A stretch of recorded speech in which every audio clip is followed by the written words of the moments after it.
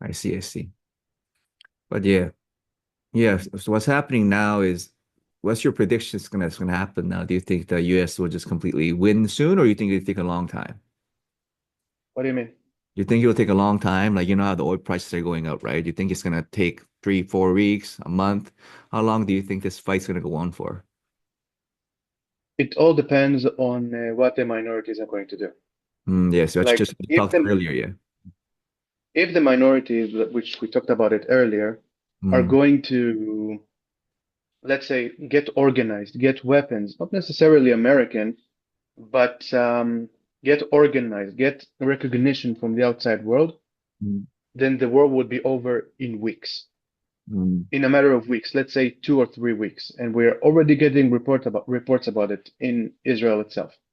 mm, If the Iranian regime is going to be, wait a minute, if the Iranian regime is going to be stubborn and I'm sorry, if the United States or Israel would definitely not agree, but if the United States will agree to some sort of negotiations with Iran, mm, then the entire plan is going to fail because it will take them not months, but years to reorganize and commit another October 7th.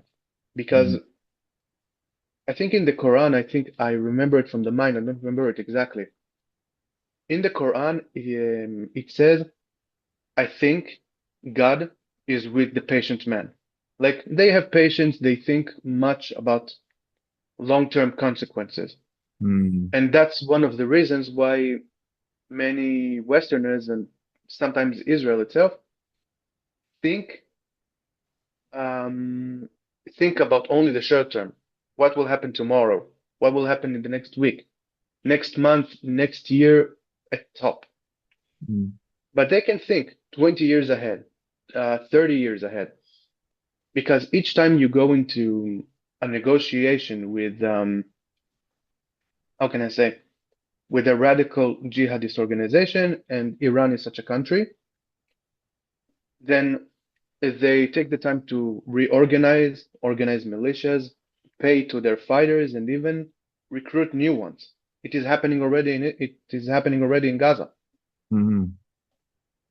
But I hear that now all the support is out now, so they're not going to get as much anymore because now the US has cut off all the oil, all the source they need. So I hear they're settling down now, though, in Ga and everywhere now.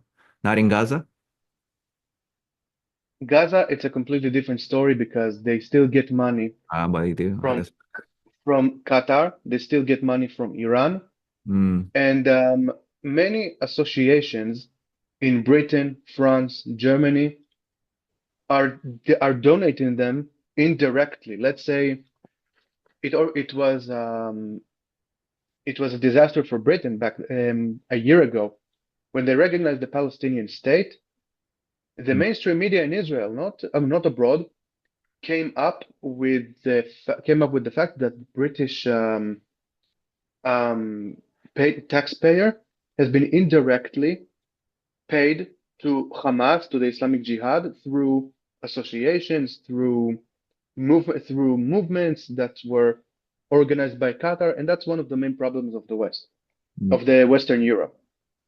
The United States is a completely different story because, how can I say, because they are much more strict on who to give money to. Like you can donate to everyone you want, but if you donate to a terrorist organization or anything of that sort, then we will come after you. And recently, they outlawed the Muslim Brotherhood in the United States. Try to imagine that in Western Europe.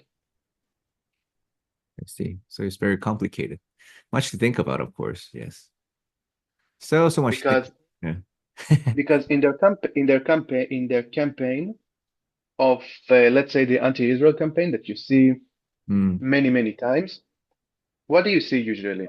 You see either dead children, you see starving children, you see all the horrors in the world, mm, and then in their website, the pro-Palestine movement says donate for us, we'll give it to the Palestinians. But in reality, not a single dollar, not a single penny goes to them. It Mm. goes to the terrorist movement. It goes to the Islamic Jihad. So they have to cut that all off, I guess, eventually. It will take some time, though. Take a long time, I guess. It will take some time, but in America and Mm. other places, it will take much shorter.